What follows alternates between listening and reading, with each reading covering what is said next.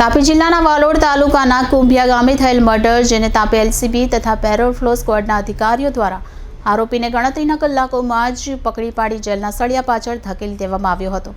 નોંધવું રહ્યું કે આ ગુનામાં સંબંધી મિત્ર હોય જ પાર્ટી કરવા બેઠા હતા ત્યારે મિત્રની હત્યા કરી હતી.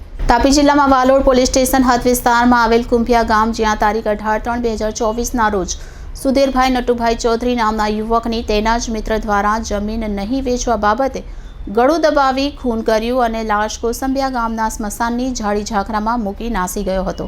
જે તાપી એલસીબી પોલીસ તથા પેરોલ ફ્લો સ્ક્વોડના અધિકારી દ્વારા તાપી જિલ્લા પોલીસ અધિક્ષક રાહુલ પટેલના માર્ગદર્શન હેઠળ ગુનો ડિટેક્ટ કરવામાં સફળતા મળી હતી, જેમાં 2 આરોપીને પકડી જેલના સળિયા પાછળ ધકેલી દેવામાં આવ્યા હતા.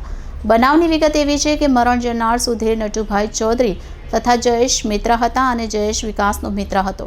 સુધીર દ્વારા વિકાસને કહેવામાં આવ્યું હતું કે હું તારી જમીન વેચવા દેવાનો નથી, જેની અદાવત રાખી સુધીર અને જયેશની બોલાચાલી થઈ હતી, જેમાં જયેશને ગુસ્સો આવતા તેના ગળામાં પહેરેલ ગમછો સુધીરને ગળામાં વીંટોળી જેની હત્યા કરવામાં આવી હતી.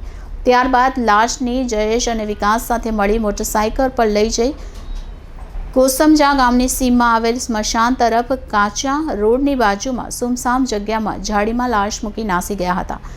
જે ગુનો એલસીબી દ્વારા ગણતરીના કલાકોમાં જ ડિટેક્ટ કરી આરોપીઓને જેલના સળિયા પાછળ ધકેલી કામગીરી કરવામાં સફળતા મળી હતી.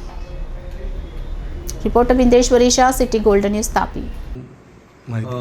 તારીખ 17/3/2024ના રોજ વાલોડના કોસંબિયા ગામમાં મર્ડરનો બનાવ બનેલો છે. મર્ડર અને પુરાવાના નાશની કલમનો એમાં ઉમેરો કરવામાં આવેલો છે.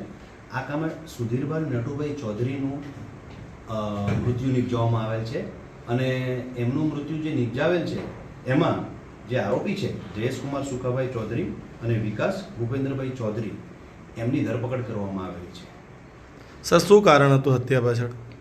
તારીખ 17 તારીખે જે બનાવ બનેલો એમાં આ બંને વત્તા 1 એટલે કુલ 3 આરોપીઓ પાર્ટી કરવા બેસેલા હતા અને પાર્ટી કરવા દરમિયાન એક આરોપી જે છે એ વિકાસ ચૌધરી, એની જમીન બાબતે એમને રકઝક થઈ, એટલે મરણ જનારે એમને આ જમીન જે છે એ વેચાણ નહીં કરવા દેવા બાબતની વાત કરતા વિકાસભાઈ નારાજ થઈને ત્યાંથી જતા રહેલા અને પછી આ બાબતે વધુ ઉગ્ર બોલાચાલી થતાં વિકાસભાઈના મિત્ર જયેશકુમાર સુકાભાઈ ચૌધરીએ પોતાના ગમછાથી એનું ગળું દબાવી અને એનું મૃત્યુ નિપજાવ્યું.